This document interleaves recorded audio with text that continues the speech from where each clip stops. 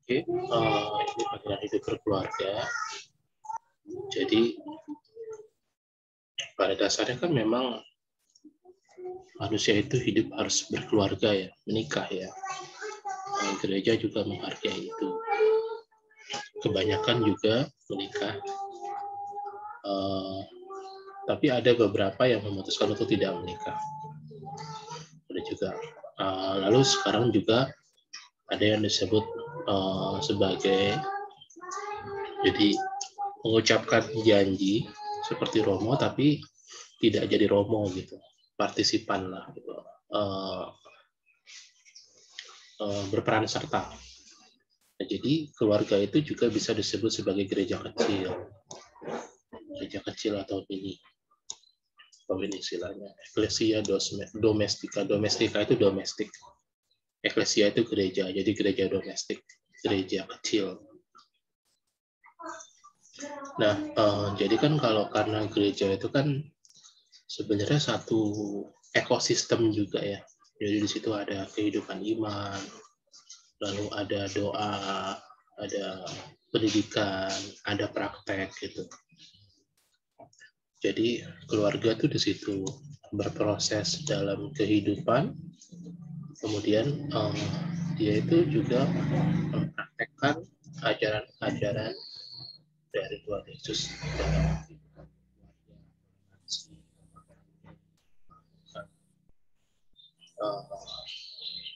bergelut dengan masalah, lalu bagaimana menyelesaikan masalah itu dengan baik.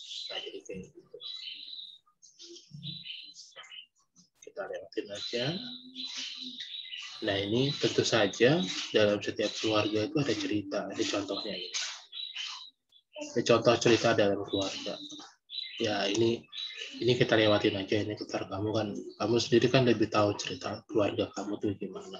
Pasti di situ ada emosi, ada kesel atau ada apa gitu. Tapi ya namanya keluarga pasti ada semua itu. Oke, kita langsung lihat segini aja dari kitab suci. Matius 19 1 sampai 6. Ya, ini sekilas aja ya. Saya bacain saja biar cepat. Setelah Yesus selesai dengan pengajarannya, berangkatlah ia dari Galilea dan tiba di daerah Yudea yang di sebelah Sungai Yordan. Orang banyak berbondong-bondong mengikuti dia dan ia pun mulai menyembuhkan mereka di sana. Maka datanglah orang-orang Farisi kepadanya dan mencobai dia. Mereka bertanya, apakah diperbolehkan orang menceraikan istrinya dengan alasan apa saja? Ini kayaknya dia nguji Yesus ini dia. Dia pengen dengar Yesus jawab sesuatu terus dipermasalahkan gitu. Lalu kata Yesus, tidaklah kau baca bahwa ia yang menciptakan manusia sejak semula menjadikan mereka laki-laki dan perempuan? Dan firman-Nya, sebab itu laki-laki akan meninggalkan ayah dan ibunya dan bersatu dengan istrinya sehingga keduanya menjadi satu daging. Demikianlah mereka bukan lagi dua, melainkan satu. Karena itu apa yang telah dipersatukan manusia tidak boleh diceraikan manusia. Dipersatukan Allah, tidak boleh diceraikan manusia. Nah, ini sebenarnya ini kata kiasan. Kata kiasan dalam arti Allah itu menumbuhkan cinta di mama kamu dan ayah kamu, papa kamu, sehingga mereka menikah. Jadi istilahnya tuh kayak dipertemukan lah gitu oleh Tuhan. Gitu. Saya diberkati oleh Tuhan. Jadi ada unsur kesuciannya.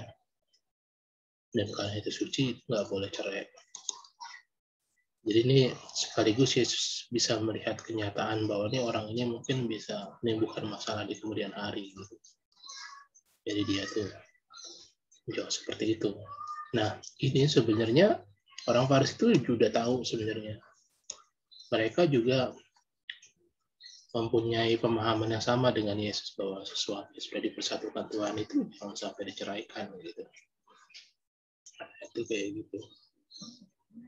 Nah, jadi pada saat itu sebenarnya kita itu bisa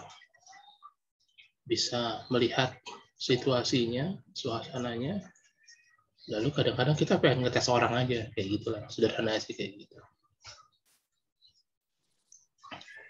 Lalu kemudian kalau yang ini nanti ini kau bisa kerjakan di tugas sih. Kalau mengenai yang ini sih.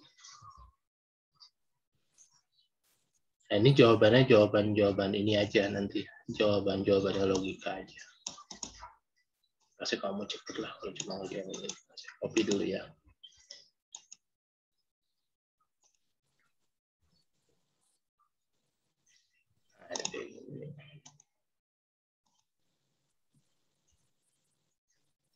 Oke, kita lanjut.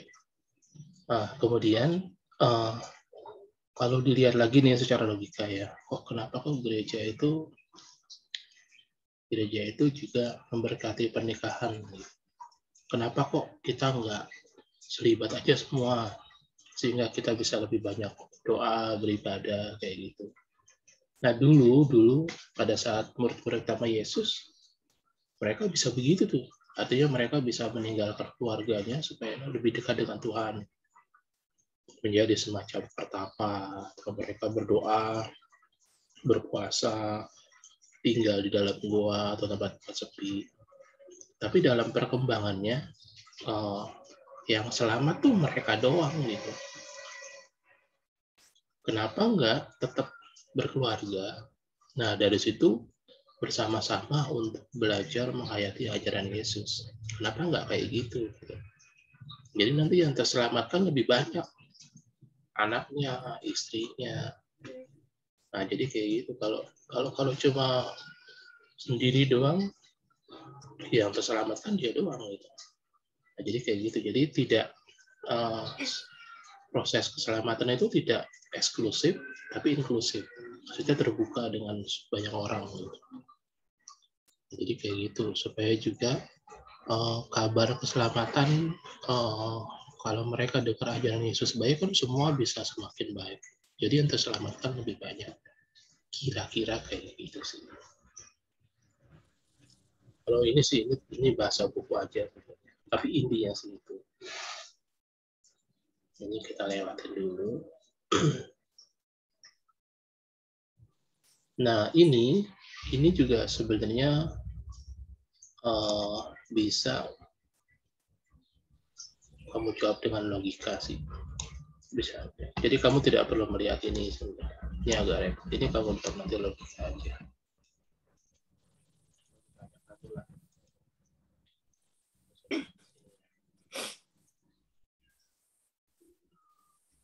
Jadi apa sih makna keluarga menurut kamu? Nah, jadi kayak gitu.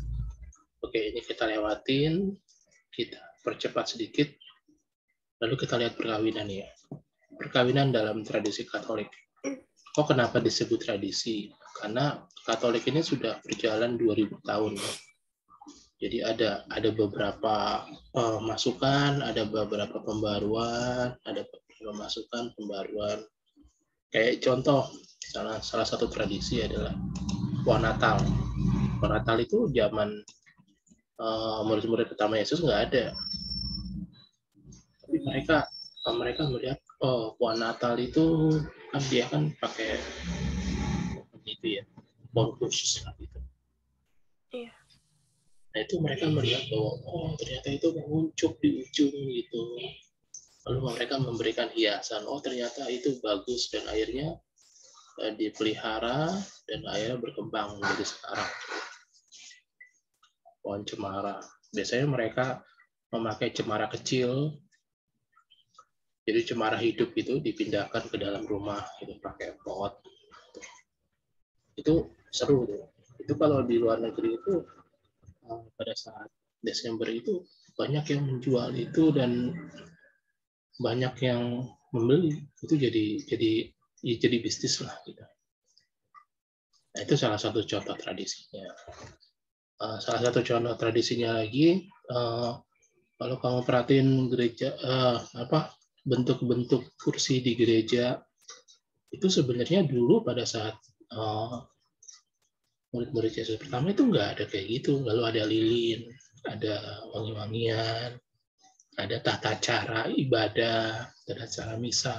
Itu semua tradisi, jadi dikembangkan. dimasukkan dalam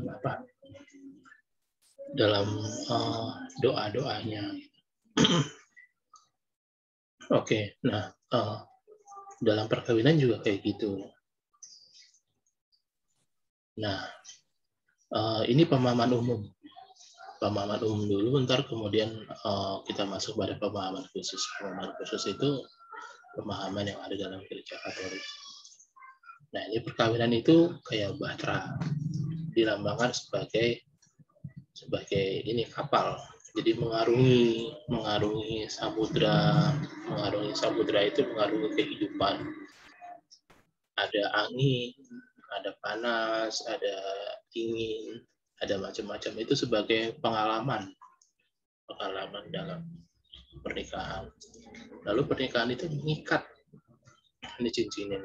Ini mengikat. Jadi kalau kamu menikah, ya berarti kamu siap hidup sampai mati sama dia. Siap belajar, siap cinta, gitu.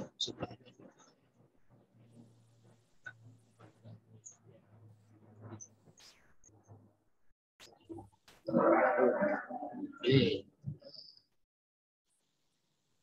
pernikahan itu saja nanti itu biasanya sih tujuannya prokreasi. Prokreasi itu memiliki keturunan. Jadi salah satu alasan kenapa papa kamu menikah karena mereka ingin punya anak. Nah, jadi ini juga bisa dijelaskan dengan bahasa kamu sendiri. 3 hal ini. Menurut saya sih ini mudah ya. Maksudnya kamu tuh bisa menjelaskan. Apalagi tadi udah saya terang. Tapi kamu nggak usah jawab pertanyaan ini.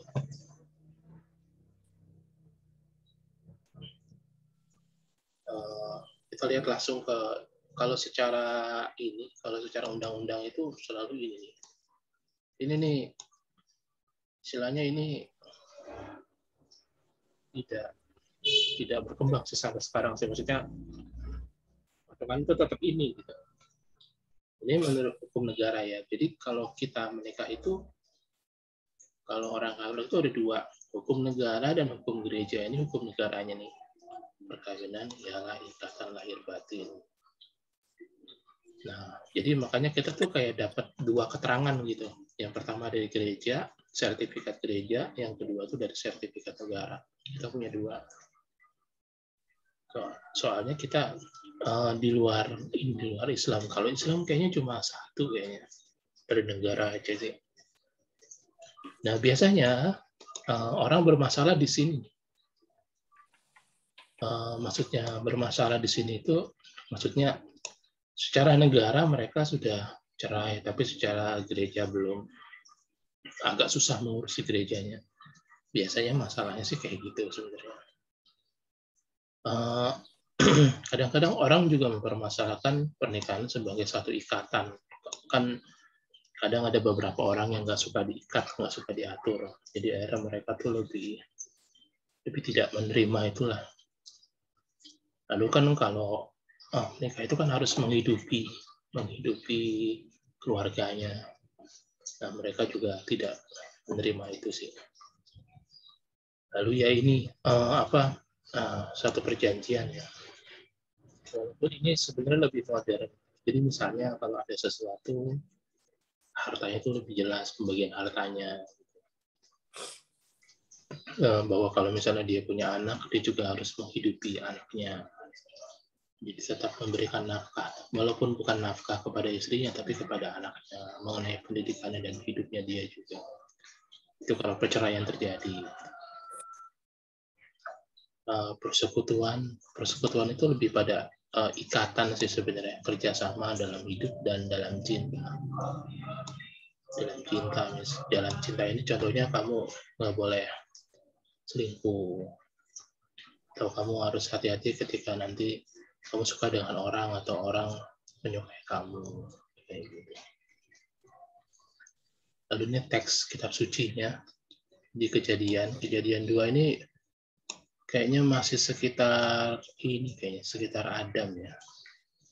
Ya, cerita Adam ya. bahwa Hawa itu tercipta dari tulang rusuk. Bagaimana proses penciptaan Hawa? Kan Allah lihat Adam sendiri. Lalu akhirnya Allah berpikir baik kalau seandainya dia itu diberikan teman gitu. Lalu dibikinlah Hawa untuk menemaninya. Walaupun nanti pada kenyataannya sih akan ada akan ada masalah. Kalau hidup sendiri asik, tapi bermasalah juga. Lalu hidup berdua asik, tapi nanti ada masalah juga. Kayak gitu sih. Nah ini sering dipakai ketika orang menikah nih bacaan ini. Jadi kalimat yang terkenal itu ini nih. Sehingga keduanya menjadi satu daging. Mereka bukan lagi dua, melainkan satu. Artinya mereka tidak baik untuk memelihara ego gitu. Jadi mereka harus juga memperhatikan istrinya, memperhatikan kebutuhan pasangannya. Lalu ada beberapa hukum-hukum juga, diantaranya zina. Zina ini selingkuh sebenarnya. Selingkuh itu lalu dikategorikan ada selingkuh ringan, ada selingkuh berat, kayak gitu. Agak ribet sih sebenarnya. Tapi ya namanya gitu ya. Maksudnya kadang-kadang dalam cinta itu kita tuh lebih ketemu dengan hal-hal yang merumitkan kayak gitu. Nah ini sekali lagi ini bisa dijawab dengan logika ini. Minta dijawab logika aja. Saya copy dulu ke sini. Bisa dijawab dengan logika. Cuma dua ya.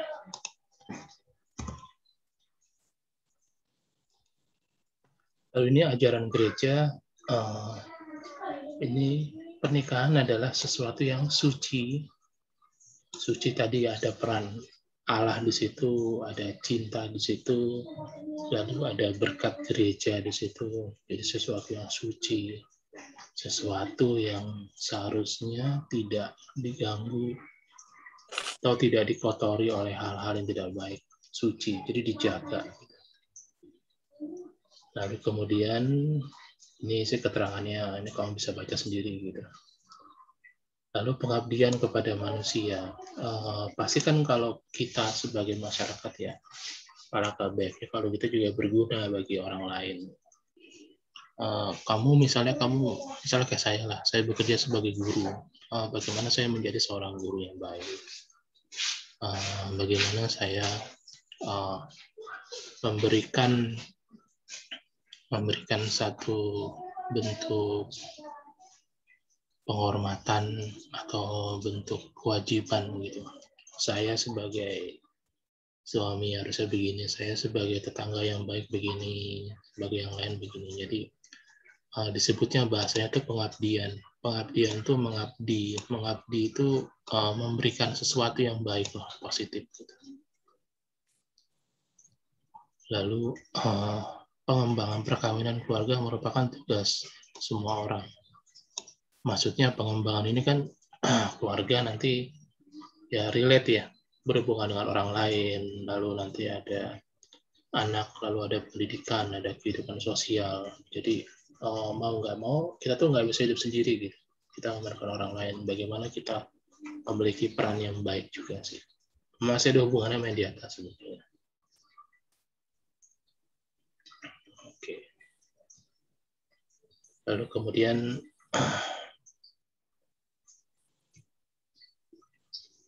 sebentar.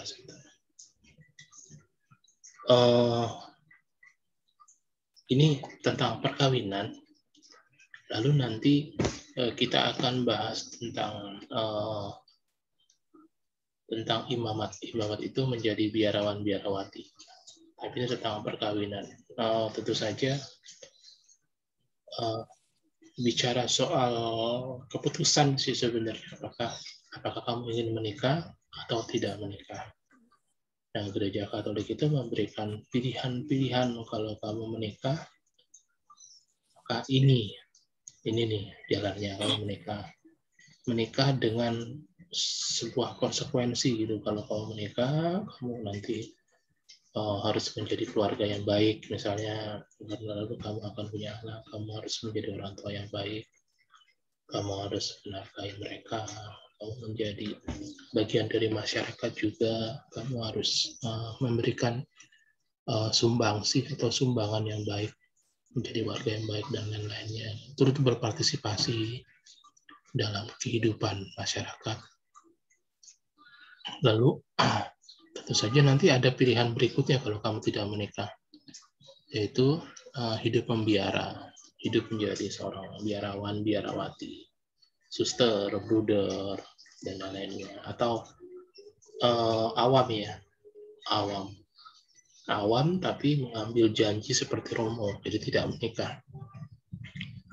Ada pilihan kayak gitu. Nanti kita akan bahas setelah ini sih. Ini kan tantangannya. Jadi kita akan bahas sesudahnya. Jadi menurut saya sih sampai situ aja dulu. Kalau misalnya kita lihat di awal, saya cek ya.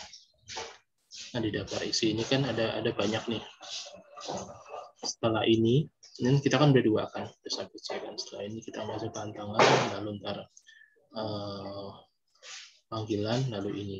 Nah, ini minggu depan kita bahas 3 hal ini aja. Kalau logikanya sih sebenarnya tantangan ini, sebenarnya saya yakin kamu udah ada gambaran sih.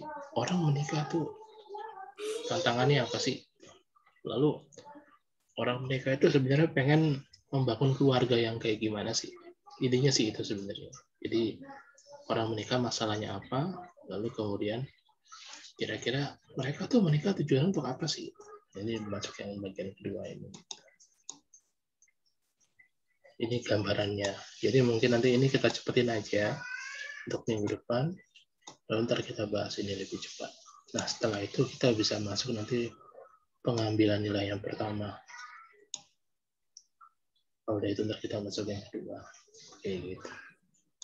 Gak apa-apa ya, cepat-cepat kayak gini ya. Iya, Bapak. Iya. Oke. Setelah ini nanti kamu masuk ke grup, tolong jawab ini ya. 3 langsung pertanyaan. jawab di WA aja ya. Langsung jawab aja. Habis itu ntar kita ketemu minggu depan. Oke. Saya tutup dulu.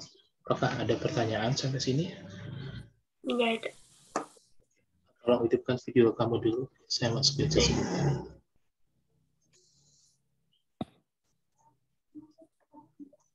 Oke, saya screenshot ya. 1, 2, 3. Oke.